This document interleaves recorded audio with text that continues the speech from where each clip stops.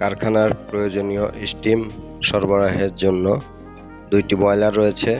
এই বয়লার 2টির জন্য feed water সাপ্লাইয়ের তাগিদে 3টি ফিড ওয়াটার পাম্প সংযোগ রয়েছে।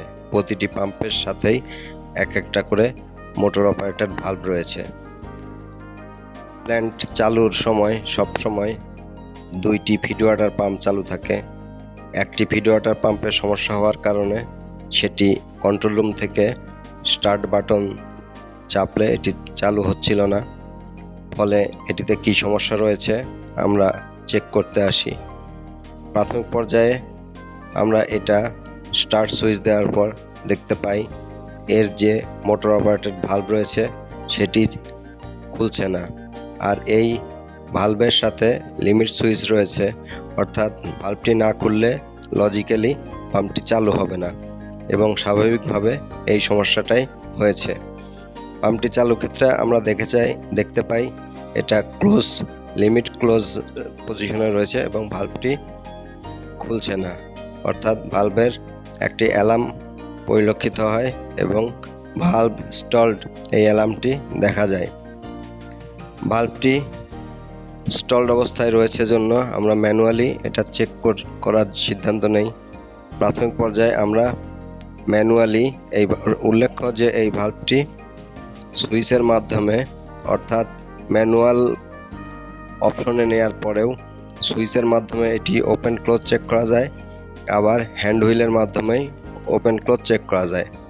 প্রথমে আমরা হ্যান্ড হুইলের মাধ্যমে ওপেন ক্লোজ করে 5 থেকে 6% ওপেন ক্লোজ করে চেক করি।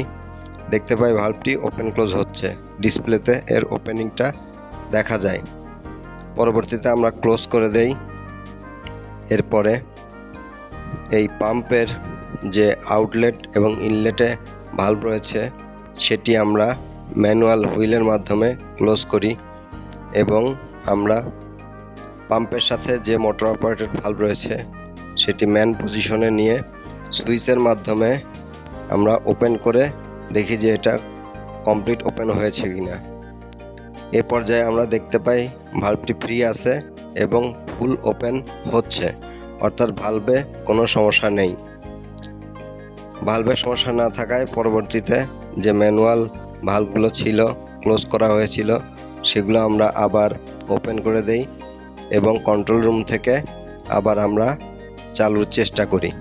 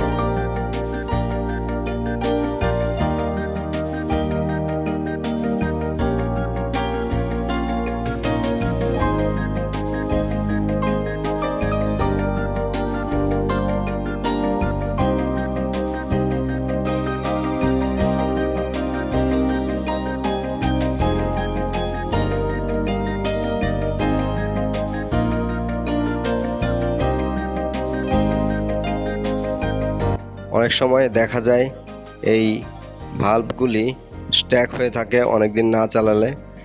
সেই প্রেক্ষিতে পাম্পটি চালালে প্রাথমিক পর্যায়ে অনেক সময় চালু হয় না।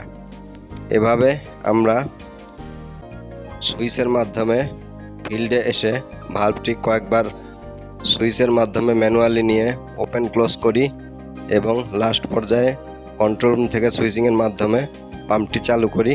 স্বাভাবিকভাবেই মোটর অপারেটেড ভালভটি ওপেন হয় এবং পাম্পটিও চালু হয়। এভাবে সমস্যাটি সমাধান করা হয়।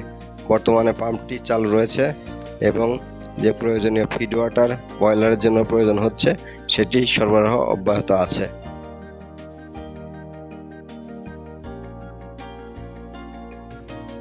পাম্পটি চালু হওয়ার পর এর স্পিড ধীরে ধীরে বাড়ানো হয়। সাধারণত এর স্পিড 2000 থেকে 2700 এরকম রাখা হয়। এই স্পিডে অর্থাৎ এই আরপিএমে রাখলেই বয়লারের প্রয়োজনীয় ফিড ওয়াটার সরবরাহ সম্ভব হয়। সেজন্য পাম্পটি চালু হওয়ার পর এর স্পিড আস্তে আস্তে বাড়ানো হয় এবং প্রায় 2700 আরপিএম পর্যন্ত উঠিয়ে চেক করা হয় এবং এটি স্বাভাবিকভাবেই সুন্দরভাবে চলমান রয়েছে।